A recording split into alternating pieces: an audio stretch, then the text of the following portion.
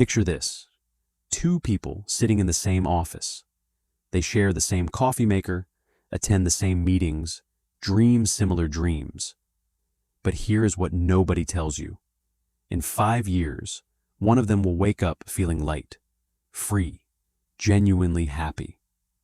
The other will still be lying awake at 3 in the morning, chest tight, mentally rehearsing conversations that have not happened yet, trying to control tomorrow. Same starting line, completely different destinations. The difference? One of them stumbled onto an ancient Japanese wisdom that flipped everything upside down. And here's the kicker. It goes against every instinct you have ever had about success. What if the secret to getting everything you want is actually learning to let go? I know, it sounds backwards, crazy even, but stay with me, because what you are about to hear might just crack open something inside you that has been locked for years. Chapter 1. The Two Paths. Meet Maya. She is that person you probably know. Maybe you even are her sometimes. She wakes up at 6, already anxious. Her mind is racing before her feet hit the floor.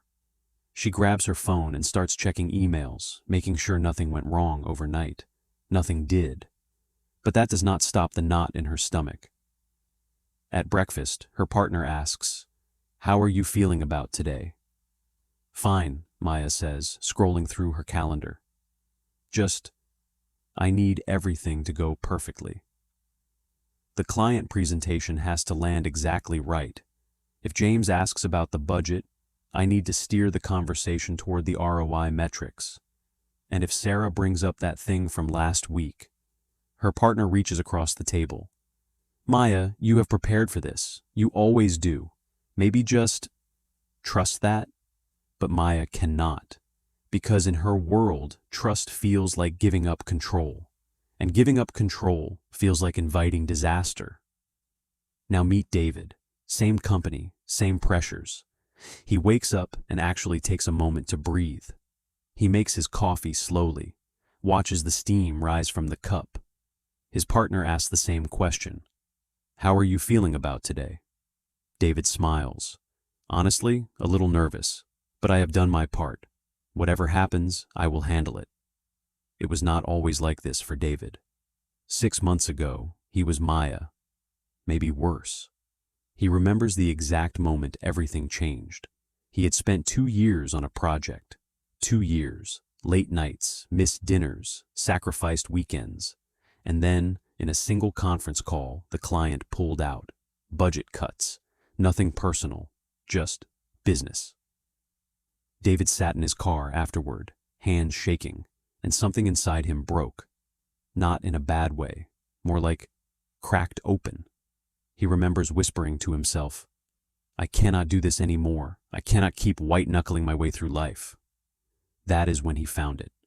A Japanese phrase, "Nagare ni mi wo makaseru." Let yourself flow with the stream. He laughed when he first read it. Flow with the stream? Are you kidding? I have bills to pay, deadlines to meet. I cannot just float around. But desperation makes you try things. So he did. Chapter 2. The Illusion of Control. Here is what David learned, and what Maya still has not figured out. You cannot control most of what happens to you. You just cannot. Maya discovers this the hard way every single day. A colleague sends a cryptic email that says, "We need to talk."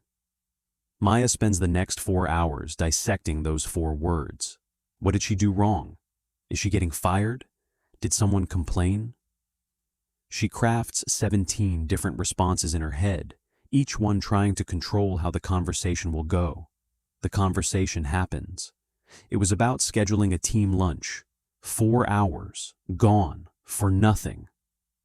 David gets the same email. "We need to talk." He feels the spike of anxiety. Of course he does. He is human. But he has learned something Maya has not. He notices the anxiety, acknowledges it, and then asks himself a simple question. Can I control what this email is about? No. Can I control how the conversation goes? Not really. Can I control how I show up to the conversation? Yes. So he does the only thing he can. He responds, "Sure, when works for you." And then he goes back to his actual work. This is not about being careless. This is about being strategic with your emotional energy. David has learned what the Japanese call shitsunai no tatakai, the battle inside the room. It is the exhausting war you fight inside your own head, trying to control things that were never yours to control in the first place. Maya is fighting this battle every single day. She is trying to control what her boss thinks, what clients decide, how meetings unfold, whether traffic will make her late, if the weather will ruin her weekend plans. She is shadow boxing with life itself, and she is losing. Not because she is not trying hard enough, but because you cannot win a fight against reality. Here is the neuroscience part, and it is wild. When you are in chronic control mode, your amygdala is lit up like a Christmas tree. That is your fear center. Your body is pumping out cortisol.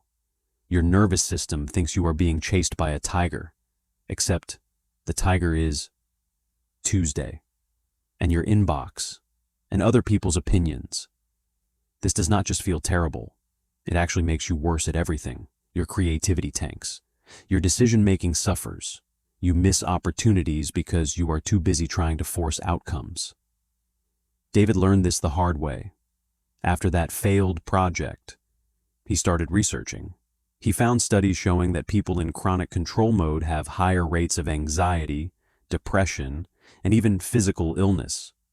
They also, ironically, have less actual control over their lives because they are too exhausted to respond effectively to what actually happens. He discovered ukereru, acceptance, not the defeated kind, the powerful kind, the kind that says, "I see what is real, I accept what I cannot change, and now I will put all my energy into what I actually can influence." That was his turning point. Chapter 3. The practice of letting go. So what does this actually look like in real life? Because that is the question, right? You cannot just wake up tomorrow and suddenly be zen about everything. Let me show you through David and Maya. Same day, same challenges, completely different responses. 9 in the morning. Big client presentation. Maya has rehearsed her slides 37 times.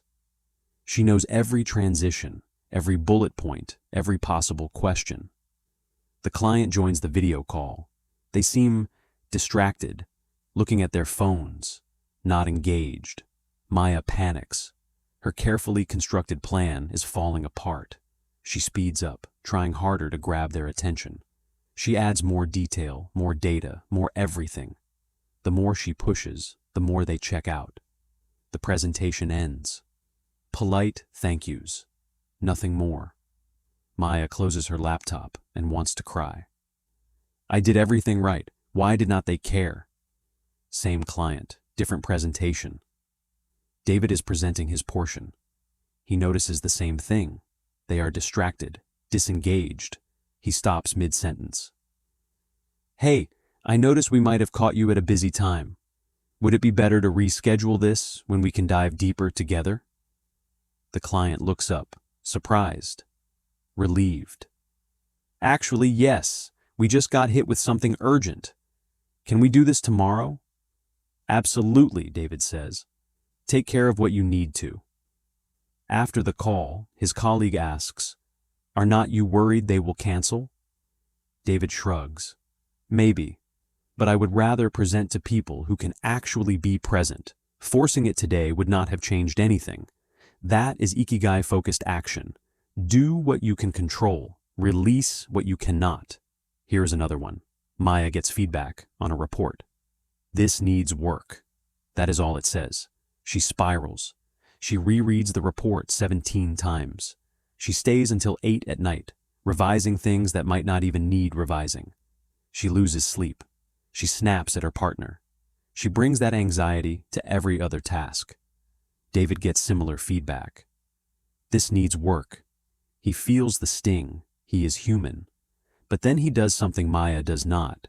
He asks a clarifying question. Thanks for the feedback. Can you point me to the specific areas you would like me to focus on? He gets a response. 3 specific items. He fixes them in an hour. Done. Moving forward. This is not about being emotionless. This is about not drowning in emotions you create by trying to read minds and control the uncontrollable. David also practices something called wabi-sabi, finding beauty in imperfection. When a project does not go as planned, he does not see failure. He sees information. When something breaks, he does not see disaster. He sees an invitation to adapt. Maya sees every imperfection as evidence that she is failing, that she should have controlled it better, that she is not enough. One of them is growing. The other is just getting more exhausted. Chapter 4. The paradox of letting go. Here is the twist that nobody sees coming. The moment David stopped trying to control everything, he became infinitely more effective. Think about it. Maya spends 80% of her day managing anxiety about outcomes, worrying about what people think, obsessing over variables she cannot change. She has almost no energy left for creativity, presence, or actual joy. David spends maybe 5% of his energy accepting reality. The rest, he pours it into showing up fully, creating boldly, connecting genuinely, adapting quickly when things shift. 6 months later, here is where they are. Maya gets promoted. It is what she wanted. But she feels hollow. Because now there is even more to control, more people to manage, more outcomes to worry about, more nights lying awake, trying to plan for every possible scenario. She achieved her goal, but she is more miserable than ever. David does not get the promotion, but he does get something else. A recruiter reaches out, a company that values his approach, his presence, his ability to navigate chaos with grace. The offer is better, the culture is healthier. The opportunity appeared because he was not so busy controlling his current path that he missed a better one opening up beside him. Here is what research shows. People who practice psychological flexibility, who can let go of rigid control, they have lower anxiety, better physical health, stronger relationships, and yes, higher career success. Not because they care less, but because they invest their energy in ways that actually matter. This is the principle of Mizugokoro, mind like water. Water does not fight the river. It does not try to control which way the current flows. It simply moves. And yet, over centuries, water carves through mountains. You do not need to be harder. You need to be more fluid. Maya is granite, trying to stand firm against the river. She is getting worn down, bit by bit, day by day. David is water. He flows. He adapts. He carves his own path by working with reality instead of against it. Chapter 5. Your moment of choice. So here you are, reading this. And I am willing to bet you see yourself in one of these people. Maybe both, depending on the day. You know that feeling when you are lying in bed, mind racing about something that might happen? You are doing the Maya thing. You know that pit in your stomach when you send an email and then obsess over how someone will respond? Maya again. You know that exhaustion that comes from trying to plan for every possible outcome, control every variable, manage every person's perception of you. That is the Maya trap, and it is killing your peace, your presence, and probably your potential. But here is the beautiful part. You can choose differently. Right now, today. You do not need to overhaul your entire life. You do not need to quit your job and move to a monastery. You just need to start asking yourself one question. Is this something I can actually control? If yes, put your energy there, fully, completely. If no, practice the hardest and most liberating skill of your life. Let it go. Think about what you are holding on to right now. That conversation you cannot stop replaying. That future you cannot stop trying to predict. That person whose opinion you cannot stop trying to control. That past mistake you cannot stop punishing yourself for. What would happen if you loosened your grip? Just a little? What if you trusted yourself enough to handle whatever comes without needing to control every detail before it arrives? What if you poured all that energy you are wasting on anxiety into the present moment, into your actual work, into the person sitting across from you, into becoming who you are meant to be? You would feel lighter, freer, more alive. I am not saying it is easy. David still catches himself trying to control things. The difference is now he notices. He smiles. He reminds himself, not mine to control, and he lets it go. That is the practice. Notice, acknowledge, release, repeat. Some days you will nail it. Some days you will fall back into old patterns. That is okay. That is being human. The point is not perfection. The point is direction. Are you moving toward freedom or toward more control? Toward peace or toward more anxiety? Toward trust or toward more fear? You get to choose. Every single moment, every single day, 2 people, same office, same starting point, but one of them learned something that changed everything. Maya is still there, still fighting, still exhausted, still trying to bend reality to her will, still wondering why she feels so empty even when she gets what she wants. David is free, not because his life is perfect, not because nothing ever goes wrong, but because he stopped making himself miserable trying to control what was never his to control in the first place. The Japanese have known this for centuries. Nagare ni mi wo makasaru. Flow with the stream. Not because you are weak, but because you are wise enough to know where your real power lies. You have spent your whole life being told to hold tighter, fight harder, control more, force outcomes, make things happen. Today, you learned something different, something ancient, something true. The question is not whether this makes sense. The question is, what are you going to do about it? If something stirred in you while reading this, if you felt a crack of light breaking through, then you are exactly where you need to be. Subscribe to Zen Mindset. We are building a community of people who are done with the exhausting game of control.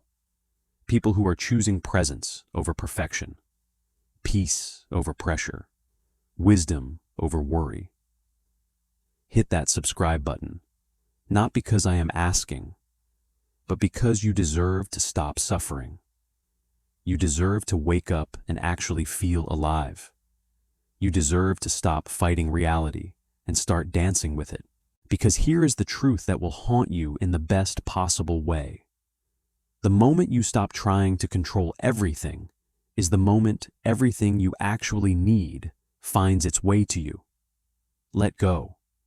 Not because you are giving up, but because you are finally ready to receive what has been waiting for you all along. Welcome to Zen Mindset. Welcome home.